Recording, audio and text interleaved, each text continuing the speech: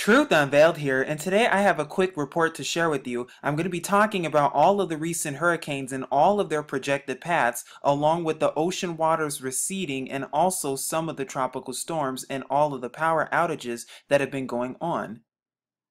Now we'll also be taking a look at some very interesting anomalies to see if something is about to be birthed. But right here, I'm at the National Hurricane Center, and as you can see right here, Hurricane Jose, as of right now, is still a Category 1 that's towards the eastern coast of the Atlantic. And then we also have two tropical storms right here. Well, Tropical Depression Lee, that's already at 35 miles per hour, and then this storm right here, Tropical Storm Maria, at 65 miles per hour. And then towards the North Pacific near Mexico, there's Norma that's right here that's at 45 miles per hour. It's a tropical storm right now. And then also Tropical Storm Otis at 60 miles per hour.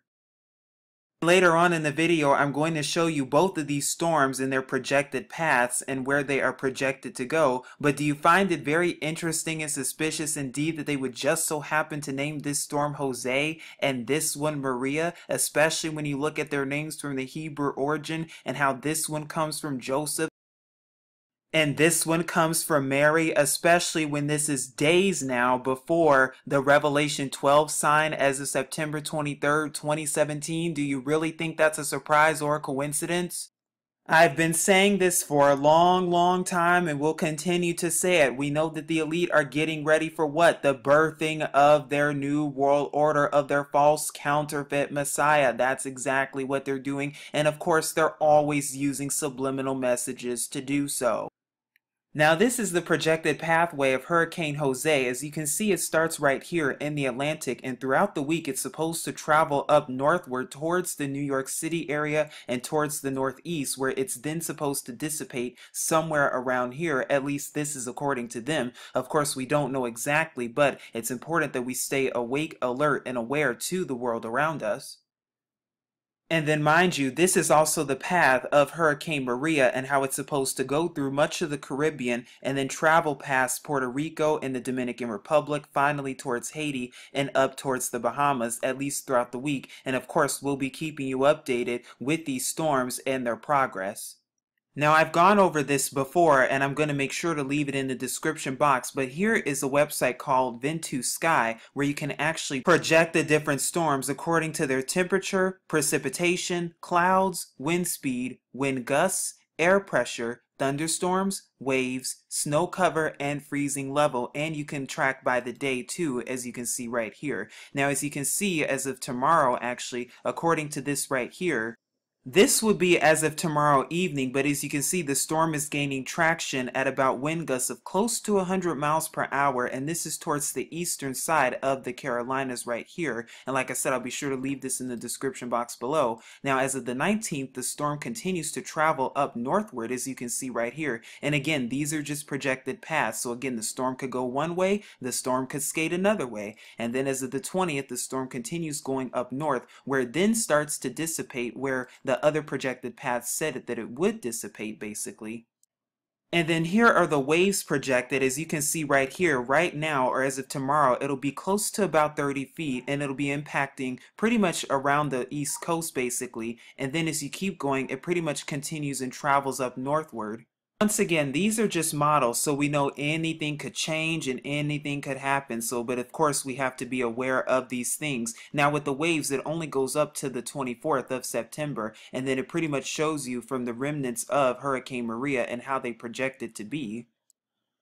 Now currently, as of tomorrow, this is the projected path of Hurricane Maria, as you can see right down here, where it's near the Caribbean islands once again. And then if you keep going, it gets a little stronger and stronger. And as you keep going, the wind speeds even increase more and more, at least according to this model, basically taking almost the same path as Irma did if you really pay close attention to it. And then as of the 22nd, as we see, the storm is inching closer and closer towards the Bahamas. And then by the 23rd, the storm is basically towards the eastern side of Florida, right next to the Bahamas, at least according to this. And then if it keeps going, the storm travels up northward and goes all the way up until the 26th, gaining traction as it goes according to this. Now, like I said, we don't know how big it'll be, but we do know that it's something definitely to look out for.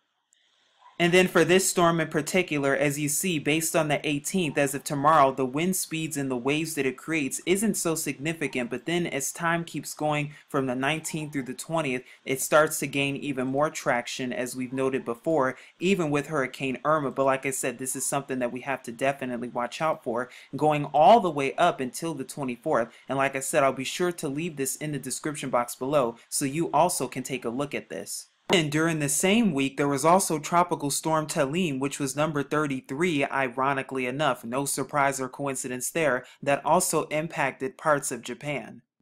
And so we're here at USA Today that says nearly 7 million without power in Florida as Hurricane Irma pounds the state. And this was as of earlier this week, and the report itself says nearly 7 million people are without power as Hurricane Irma pounds Florida, FPL officials said Sunday during an emergency operations meeting. The 7 million in the dark represents 3.4 million customer accounts. The company, which serves 5 million accounts representing 10 million people in 35 counties, expects about 3.4 million customer accounts representing 6 million people will lose power in Irma's wake.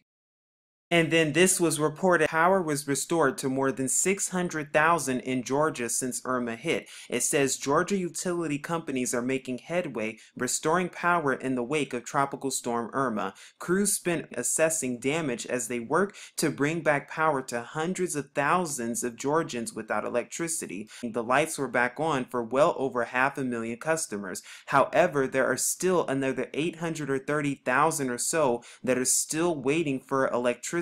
That's close to 1 million people. And of course, this reminds us of what happened last week when Hurricane Irma struck Puerto Rico, leaving millions without power there. And just as we've gone over before, when it came to Hurricane Harvey, close to 250,000 people were left without power in Texas due to this hurricane alone. Around the exact same time that a power outage also hit the island of Taiwan around last month, which caused millions of people to be left in the dark around the same exact time as the EarthX drill, which is when your FEMA, government, and all of the other alphabet soups came together and conducted an international drill to prepare for long-duration power outages through multi-sector exercises, and ever since that's all we've been seeing throughout the entire world. Do you think this is a surprise or a coincidence? And by the way, this is not normal to see power outages affecting tens of millions of people around the exact same time. There is something very interesting and suspicious indeed that's going on right now, and it's time we see with both our eyes open, just like they've also been preparing for black sky hazards, which are catastrophic events that severely disrupt the normal functioning of our critical infrastructures in multiple regions for long durations. And that's all we've been seeing with things such as Hurricane Harvey, Hurricane Irma, and the list goes on and on. And some of the man-made hazards that they're preparing for are included too, but not limited to, an EMP, an IEMI, what they call cyber terrorism, coordinated physical assaults, and then so-called natural hazards such as earthquakes, GMD or geomagnetic disturbances according to them. We know who it really is, and then hurricanes and other severe weather events, along with many other things. And of course, when it comes to this storm, just like all the other ones, there's a whole lot your mainstream media is not telling you, and purposefully not telling you and leaving out of the mainstream. And you're going to see what I'm talking about, because now I'm here from a local report from Caribbean News that says St. Martin reportedly on verge of, quote, civil war after Irma. Now the report says citizens in some news outlets are reporting that the French territory of St. Martin is on the verge of a civil war as organized gangs armed with machetes raid stores and homes, leaving some residents are in fear of their lives. The island, which suffered widespread destruction caused by the hurricane, remains difficult to reach as the airport and marinas were significantly damaged. Video footage of one resident went viral on Sunday after she hinted that there are more deaths than the media is reporting. She begged for residents to be evacuated from the violence and looting, and it's a video of a woman who's speaking in French. I'll be sure to link it in the description box below. But this is just a translation of what she says in English. And mind you, this is not just St. Martin. This is happening in places such as Texas when it comes to Hurricane Harvey, and also places such as Florida and Georgia too with Irma. And of course, the mainstream media is being silent on some things. Why is that the case? But it says here, "Hi everyone. I've lived in St. Martin for more than 20 years. No one fully realizes what's going on now. It's the apocalypse here. The French government is doing nothing. They're just going on TV saying that they are doing this or that, but nothing is being done. The police are not well trained. They haven't lifted a finger to help us out of this mess. Stop showing us footage of destruction here. We know that already. Come help us. We want to get out of St. Martin. We cannot stay here. People are being killed. We pay our taxes and follow all the rules. Come get us. We cannot stay here. You have to evacuate the people that are here. We are part of France, so get off your butts. Stop talking rubbish on television. There are not 10 deaths, there are thousands of deaths, so get off your butts and come help us." And due to the intensity of the storm, the waters had to actually suck away from some of the shorelines of the Bahamas and even places in Tampa also. One report even says the ocean is missing. Rare phenomenon caused by Irma sucks the water from Bahamas beaches. Hurricane Irma is so strong that it sucked water into itself and away from shorelines in the Bahamas. Video footage from Long Island, Bahamas shows a dry ocean floor after Hurricane Irma hit. And this was as of last week. Now, normally when this happens, they say that this is a sign of a tsunami, but they say that the water will be likely back to normal soon enough.